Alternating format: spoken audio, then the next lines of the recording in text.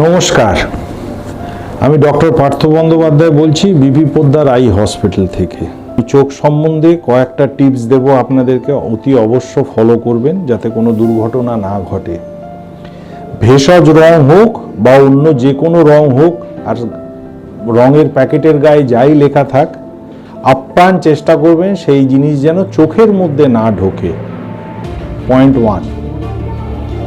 Point 2, যদি কোনো কারণে সেই রং চোখের মধ্যে ঢুকে যায়, লিকুইড ফর্মে থাক বা সলিড ফর্মে থাক, তৎক্ষণাৎ পরিষ্কার ঠান্ডা জলে হাত খুব ভালো করে ধুয়ে সেই চোখ বারবার সেই ঠান্ডা জল দিয়ে ধুয়ে নেবেন।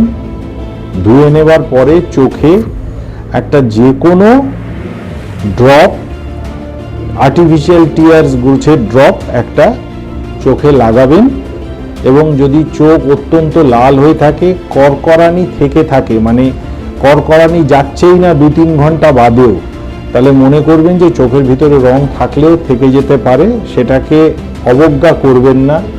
বিপি পোদ্দার আই হসপিটালে যোগাযোগ করবেন যথাযথ ব্যবস্থা নেবার জন্য, অথবা আপনারা আপনাদের কোনো কাছাকাছি কোনো চোখের ডাক্তারের সঙ্গে যোগাযোগ করবেন, কিন্তু কোনোভাবেই অবজ্ঞা করবেন না।